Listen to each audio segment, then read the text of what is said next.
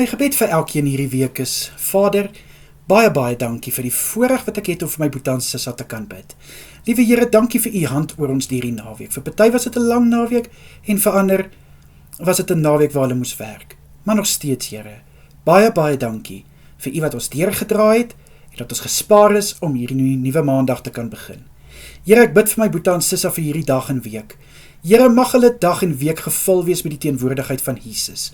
Ek bid, liewe Here, dat u hulle sal lei waar u hulle nodig het. Ek bid in Jesus Christus naam, dat u teenwoordigheid hulle sal vul. Ek bid, liewe Here, dat 'n soete geur om hulle sal wees van die Heilige Gees. Vader, ek bid vir elke Boetie en Sissa wat by die werk is. Liewe Here, mag hulle sukses behaal. Ek bid in Jesus Christus naam, dat hulle die vrugte sal pluk van hulle arbeid. Mag hulle gevul wees met wysheid en insig by hulle werk, in Jesus Christus naam. Vader, vir die wat by die huis is, wat van die huis af werk, of wat by die huis werk.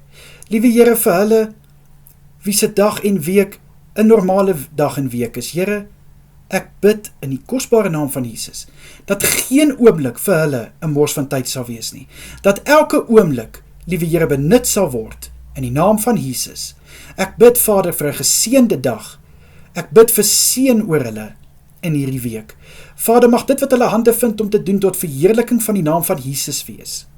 Ek bid, liewe Vader, dat hulle vreugde en vrede sal baat by dit wat hulle doen. Vir die wat nou gaan slaap, of wat reeds sal slaap na laasnagse werk, bid ek vir goeie rus. Ek bid dat hulle sal uitrus en dat niks hulle slaap sal steur nie, Here, sodat hulle uitgerus en verfris sal wees wanneer hulle volgende skof moet begin, in Jesus Christus naam. Vader, ek bid vir die aande wat voorlê. Ek bid vir elke Boetie en Sissa wat werk in die aande. Here, dankie vir die voorbeeld wat hulle stel om vir hulle gesinne te wil sorg, om na hulle gesinne te wil omsien, ten spyte van ure, ten spyte van tyd.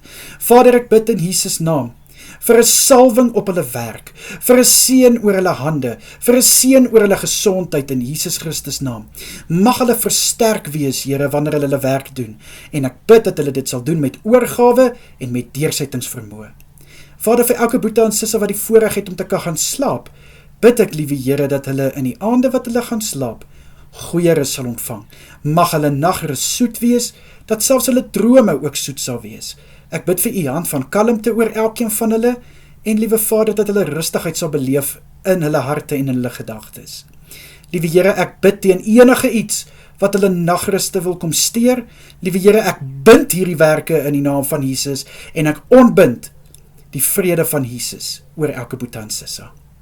Liewe Vader, vir kerkaktiwiteite wat gaan plaasvind in hierdie week, bid ek dat elke byeenkoms geseënd sal wees. Vader, ek bid dat u elke mond sal vul met wat moet gesê word, sodat alles goed afloop.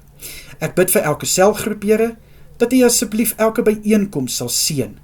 Mag elke byeenkoms onder leiding van Jesus Christus wees, mag die boodskap oopgebreek word deur die Heilige Gees, en ek bid dat u asseblief elke leier sal vul met 'n boodskap, hoe dit moet uitgedra word.